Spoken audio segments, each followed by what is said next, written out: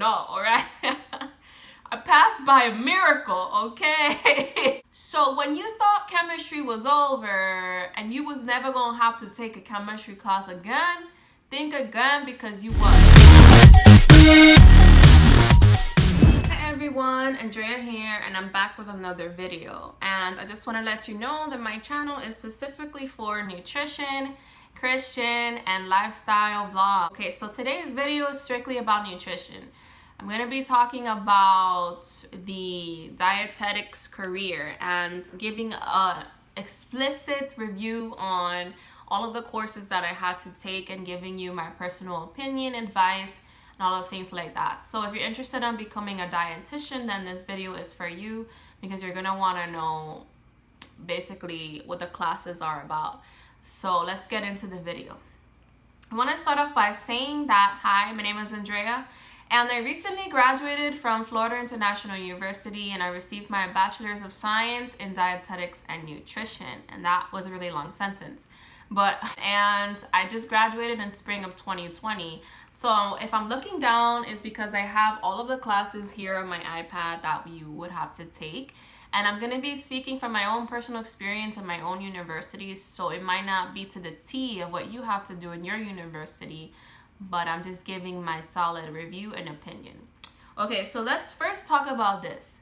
In the dietetics major, and you want to become a dietitian, you will be expected to present. You will be expected to participate in group projects.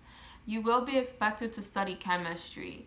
So just keep that in mind. And when I say present, I literally would have semesters of like 3 group projects in one semester, like 3 presentations in one semester. It's heavy. In my university, it was heavy in presentations and group projects. So just keep that in mind. Also, research papers. We had to do research, like a lot of research papers, because the dietetics field and the whole point of being a dietitian is to learn how to research, is to learn how to back up your claims. When you say something is healthy for you, you don't just get it out of thin air. You have to do your research and prove with clinical trials and things of that nature. You have to prove if what your claim is true, because you will be an educator, you will be a counselor, you will be someone that people come to. So you have to prove your knowledge with evidence, and that is something that they're very strict upon in this major. Okay, so I want to go in and talk about chemistry. I'm not going to be talking too much about the basic prereqs that everyone has to take, but I will be pointing out some things. But I generally want to more focus on the courses that were more focused on in the dietetics nutrition. So I'm kind of breaking it up between upper level and lower level. So right now we're in lower level, more prereq. And I'm kind of going to just be fast with it for the sake of time. Okay, so basically chemistry, you will be required to take chemistry. And not just any kind of chemistry. I had to take about 8 classes of chemistry. So that was like pre-chem, general chem 1, general chem 2, and labs with each, and then orgo of survey and the lab. So pretty much that's a heavy based chem, but I'm here to encourage you, not discourage you. And when I first started out, I was very insecure and I didn't feel confident, and I didn't know how I was gonna pass all these chemistries. And I just want to let you guys know that I started out at 21 years old, and I am now 26, and I just graduated. And I do talk about what took me so long in another video. But yeah, it took me, like, the first 2 years were strictly chemistry, and I had to really learn how to teach myself, because the classes, they don't give you enough time. Like, you have about maybe an hour and change to discuss a topic. So I really had to utilize the tutor lab, and I used YouTube a lot to teach me certain things that I needed to know. And you really have to sacrifice and study. Like, there is really no other way out.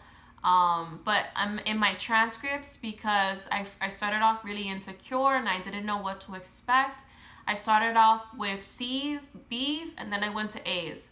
So you can do it. You can do it. You just have to like really focus on your study. And also my advice is, please try not to take heavier classes with chemistry, because you will be killing yourself, and I've experienced it. It is doable, it is manageable, but if I had to go back, I wouldn't have tried to rush me graduating, because I was taking like 5 to 6 classes at a time, and 2 of those classes would be the chemistry with the lab. And remember that with lab, it's only like 1 credit, but they still give you tests, they still give you assignments that you have to do, which are the labs. And what can you expect from these classes? Well, the lab, you will have to do experiments like all the time that you come in. That's what lab is for. And you will have to complete these labs, and some of them have special guidelines. Like you will have to write it a certain way. You will have to listen to your professor on that, but it will be hard work. Just because it's 1 credit doesn't mean anything. It's like a 3 credit class. So just keep that in mind. And you do have lab partners, but the one thing I have to tell you is don't rely so much on your lab partner to show you what you have to do.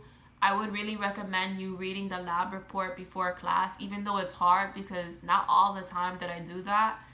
But I was really struggling in chemistry, and I feel like I relied too much on my lab partners to basically do everything.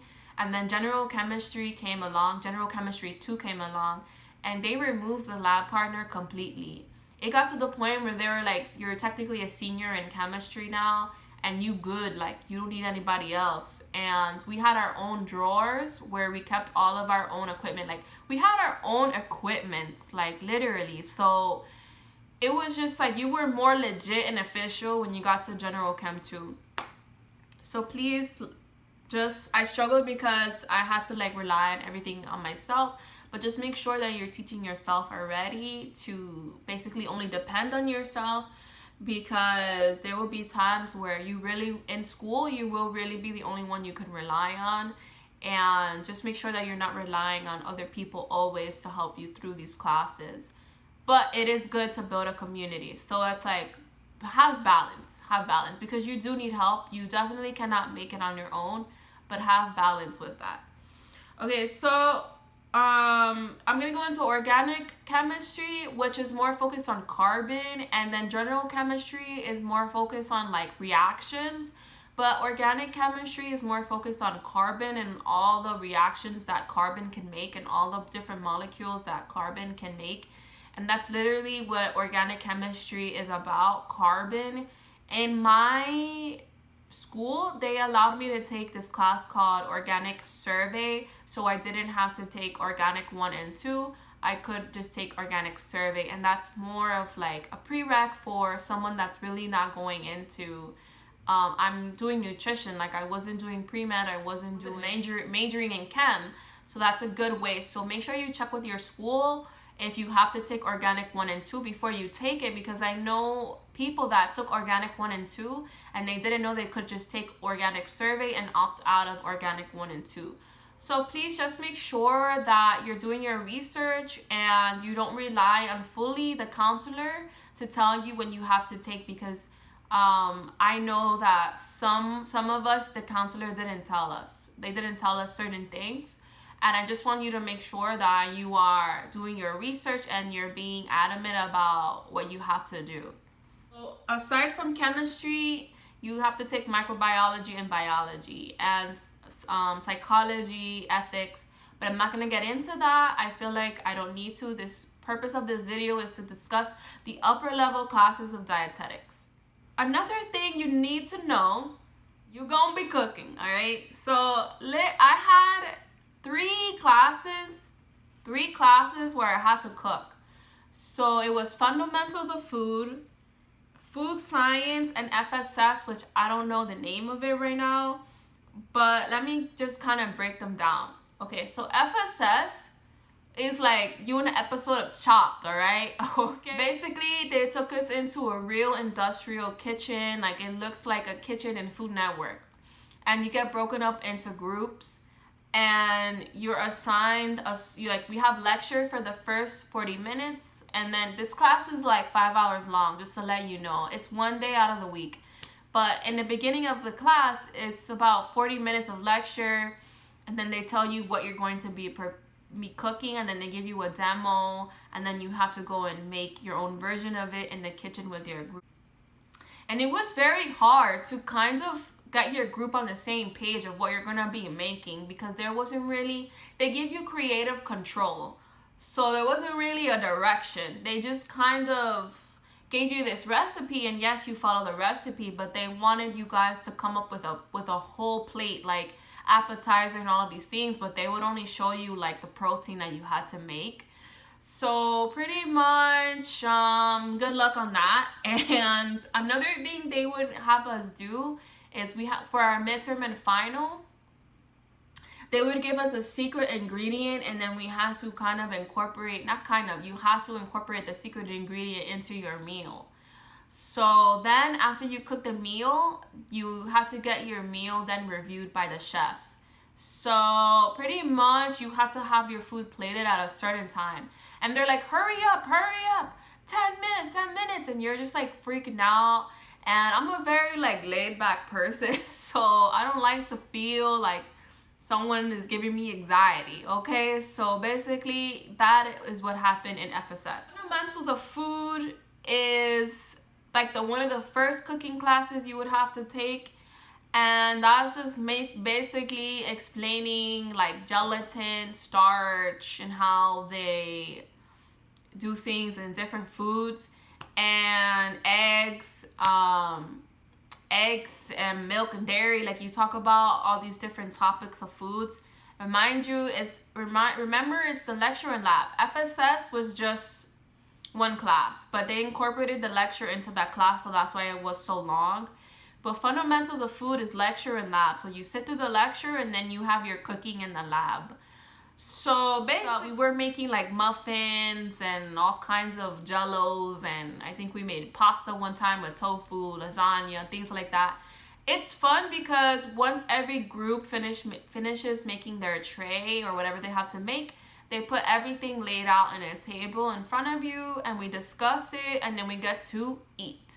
So those classes are fun because you do get to eat your food, but I'm letting you know, you will be cooking, you will be presenting, you will be writing research papers. It's food science, you'll be cooking too. So food science is a lecture in a lab, but that one is more like experimental. You still get to eat your food, but it's more experimental. So my group, for example, we had stevia, and we had to do this assignment where we had to replace an item in a food, and then we had to explain how it tasted with the substitute. So for example, we had ice cream, and we had to make ice cream there in class, and we had to take out the regular sugar and replace it with stevia.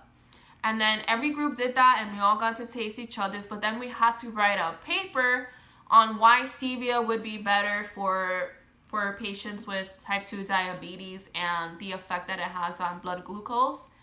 And then the lecture was more based on things like HACCP, like food safety. But HACCP was a big deal, at least in my class. We did a whole project on HACCP. We all got a certain food, and mine was chicken nuggets, and we had to come up with a HACCP plan for the production of chicken nuggets. At the end, we had a symposium, which, if those of you that don't know, it's like a science fair. And we had to present our project over and over again to the whole class, to the professors, and we had to present our HACCP plan for chicken nuggets. That's basically the gist of food science. Is you learn what the food industry kind of uses. Like, so you do talk about emulsifiers and thickening agents and things like that. So those are the 3 cooking classes you have to take. Just keep in mind too that some of these semesters get intense because you have presentations, you're cooking, and you have research papers due all in one semester, and some of them are really due back to back. Some of them are due towards the end, and then you also have tests. So I would really make sure that if you know anybody, talk to them to see what classes to take with what classes, by someone who took the class, not your counselor, because they will give you the real tea, and if it's too hard to take with a certain class, or if the class is easy or not. And they will even give you the tea on the professor. At least in my major, it was a small major, so everyone knew everyone, and the professors would teach some of the same classes. So I would have the same professor for like a year, and she would teach different classes. And then they would tell me, like, if you take it with this professor, it's gonna be hard because she does this. So I would really make sure that you're getting to know your peers, because no man can stand alone in university. And that was the difference too for me when I transferred from community to university school. University was more about your peers. I feel like in community college, I was more on my own, more loner. Like, I did make seasonal friends, like semester friends, and we would never see each other again. But university, everyone's in the same program, so you see each other all the time. So just make sure that you're not being a loner and really get to know people, because I can't tell you how many times making friends in university helped me out so many times, even with textbooks. And what I mean textbooks is that they would give you, like, if you knew people, they would have the PDF of the book and you wouldn't need to buy it. So really make sure that you're making friends. And anyways, moving on. We're gonna get into another chemistry class. I had to take advanced nutrition and nutrition and biochemistry. So when you thought chemistry was over and you was never gonna have to take a chemistry class again, think again, because I had to take nutrition and biochem and advanced nutrition. And nutrition and biochem, I did way better on. Advanced nutrition, I got a C. And that was like my first C in the whole time that I was in university, because of the fact that COVID happened. And I mentioned this in another video, but I left the hardest class to the end, and I don't advise anyone to do that. I advise for you to knock out all your classes in the beginning, because in the end you will be completely burnt out. And my counselor actually told me, oh, just leave it to the end, but really, truly get advice from your peers, because they're gonna tell you what you can handle and what you can't. So be an advocate of yourself. If you're going to the counselor and you get a plan from them of what classes to take, just go in there with your own opinions and make sure that you don't feel pressure to take certain classes with certain classes. You really have to advocate for yourself, and I can't stress that enough. But basically, nutrition and biochem was about glycolysis and learning like gluconeogenesis, like all the different processes of how sugar is being broken down into the body. But it was cool, but it's just that you need to know the different steps of glycolysis. It's kind of like a different kind of reaction. And advanced nutrition, I don't even know, all right? I passed by a miracle, okay? Because I was done, all right? I'm being straight up right now. I had the itis, and I did talk about this in my other video, but advanced nutrition was something else. Like, I can't even tell you. I think it was about, I don't remember. I can't even tell you. Good luck with advanced nutrition. I can't even tell you what that's about, okay? That's the thing, is that some of these classes, they're helpful, but you don't really need them. So, like, you take like 2 years of chemistry and you don't even really need it in the end. You know what I'm saying? So I'm just giving you the honest truth of what is to be expected. So moving on, management, you take management 1 and management 2, and they both come with labs. So like lecture and labs. And it was pretty much about food service and all the different kinds of food service that we have. Some of it was very common sense, but we also had 2 projects in the end. One in management 2, we had to make our own food service. So my group made a hospital. Other people made like a restaurant or a quick service, and then you had to come up with a whole menu for them. So it was like a pretend food service, and then you have to come up with a whole menu. So a lot of it is like, they give you like an equation, and they're like, oh, yes, there is math. So I'm just telling you guys, yes, there's math. They're gonna give you like quality control and how much product would you yield if this, and Pete, John, and Harry, they bought 20 cans of soda and they made this in revenue, and what's the percentage? Like, they're gonna ask you stuff like that. So that was literally like a whole year of management. Then it's a whole year, like when I say year, I mean like fall and spring. So then the core, what I truly I feel like is the most important is medical nutrition therapy and clinical nutrition. And I feel like that's where you learn the gist of what you need to learn. And I would advise you to save all of your PowerPoints, because this is the gist of what you will be doing as a dietitian. And I'm going to go into it now. So basically in medical nutrition therapy, you learn about nutrition interventions, and you learn about the ADIME note, which is what dietitians use as like your doctor note per se. So you will be learning how to assess a situation, how to diagnose, how to provide interventions, nutrition interventions, what's going to be your monitoring and evaluation plan, and how you're going to check up on this patient. You also learn about all different kinds of diseases that you will be seeing and how they can be treated with nutrition.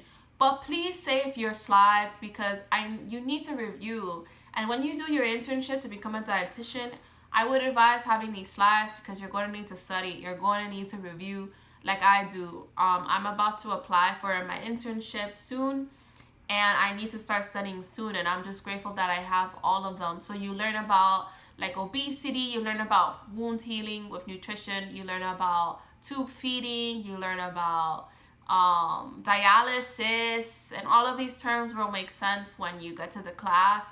And they do come with a lab. So medical nutrition therapy and clinical nutrition is part 1 and part 2, and then they come with the lab. So you have to basically assess. What you do is the professor gave, for our class at least, she gave us like a patient, and it will be like male. So Jim is a 65-year-old male. He just had a stroke, and now he has dysphagia, and now he has trouble swallowing, and he lost dramatically this much amount of weight. And you have to assess how much calories he should be receiving. Then you have to learn all of the equations for calorie counting, and you have to come up with a plan of how you're going to get Jim back to health with nutrition in the hospital.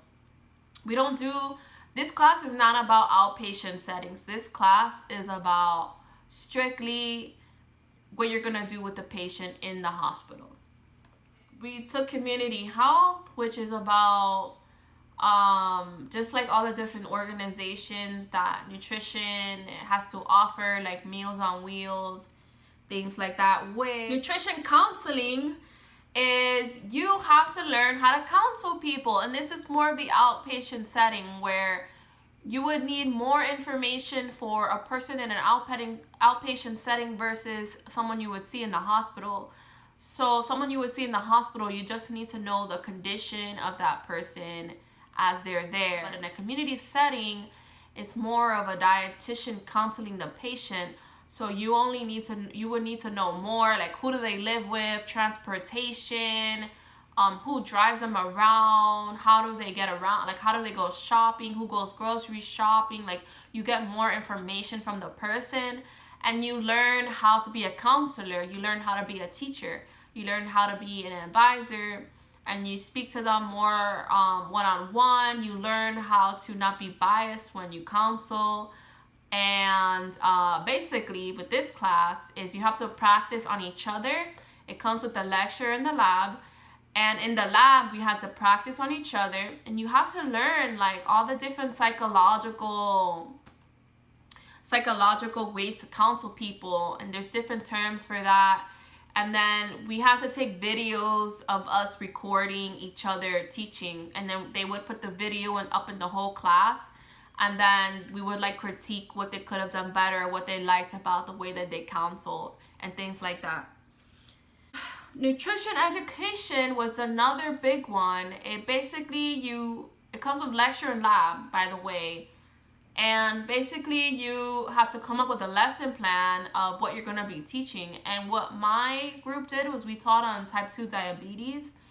And we had to do many presentations for this class.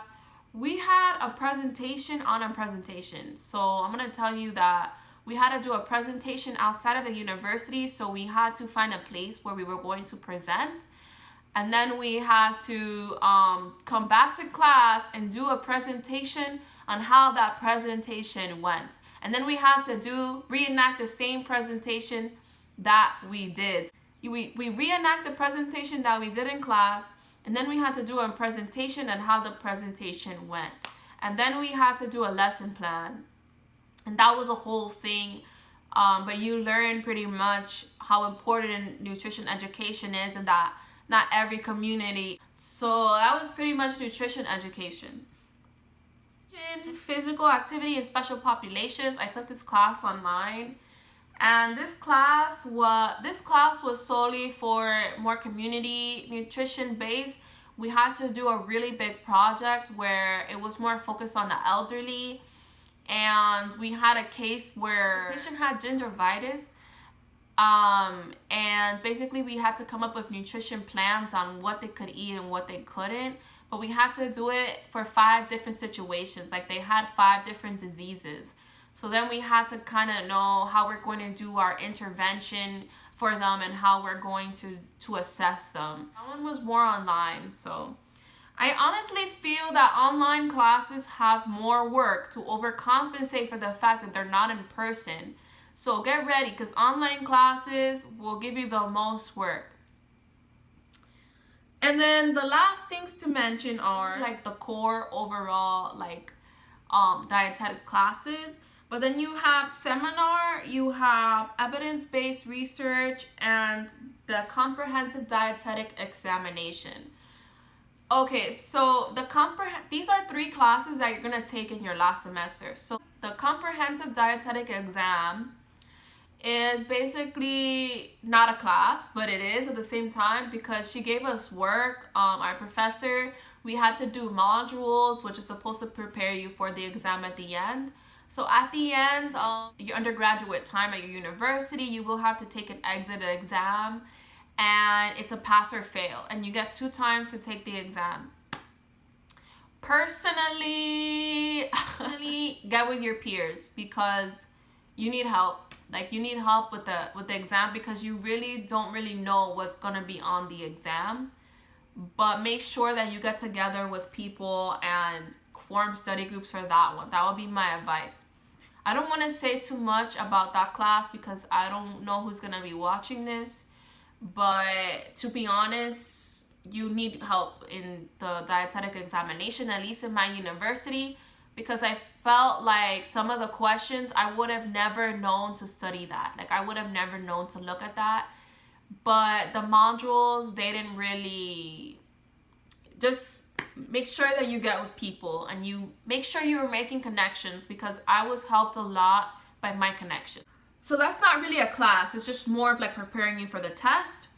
And then evidence-based research. Woo! About this class. Let me tell you about this class, all right? You're gonna have to do a research paper, okay, that is genuinely gonna take you the whole semester. And literally, that's how my professor did it. And yes, I say literally a lot, but literally, you're gonna have to do so many assignments, and good luck, all right? I'm gonna tell you right now, good luck with this class, okay? This was already my second to last semester. I had the itis. I was not even waking up. Like, I was not even doing it. Like, I was waking up, like, the assignment would be due at 8 in the morning. I would start doing it at like 5 in the morning, because I was just like, man, I'm tired of being in school. Like, at this point, I was in school for 6 years already. I was like, man. And so basically, this is what happens. You have like a group of 5 people, and literally, each of you has to pick 5 articles, and then they all come together at the end. So you're doing research based on 5 articles, and then they all came together. We had to combine them together to make one big research paper at the end. Assignments that you're doing are, so I think ours was on caffeine, And we had to look up different effects of caffeine, and I did mine on concentration, energy, and sleep, and how caffeine affects all those different things. We did our own research. We had to do all these assignments, and then in the end, we put it together for one big research paper and one big presentation. So that was that. The last class is that seminar. Let me tell you about seminar, all right? Okay, it was interesting because we had to do another research. Okay, so I took research class first, and then I had to do another research paper. Okay, I had to do another research paper the next semester, and that one was 10 articles. You have to gather 10 articles and put all the information, combine them, all your conclusions, all your results, and combine them. And basically make one big essay, and you talk about what you found. And I did mine on breastfeeding, and I talked about how breastfeeding contributes to obesity as the child grows older, and what would be the reasons as to why. And then you have to do a presentation on your findings. Every time you write a research paper, if the class is not online, I'm gonna tell you right now, most likely the chance is you're gonna have to do a presentation. And that one was, seminar was supposed to be like more career based. We talk about the internship, we work on our personal statement, our resumes. It helps prepare you for what's going on in the world. But I had a really great professor because I was applying. I didn't get matched, so I'm applying again this cycle coming on. But I did a personal statement, and she helped me out tremendously in the resume and everything. So that's basically what seminar was about. And we had to review everyone else's presentations. It was more career-based. But anyways, guys, this video has gone on for so long. I hope you guys liked it, and I will see you in the next one.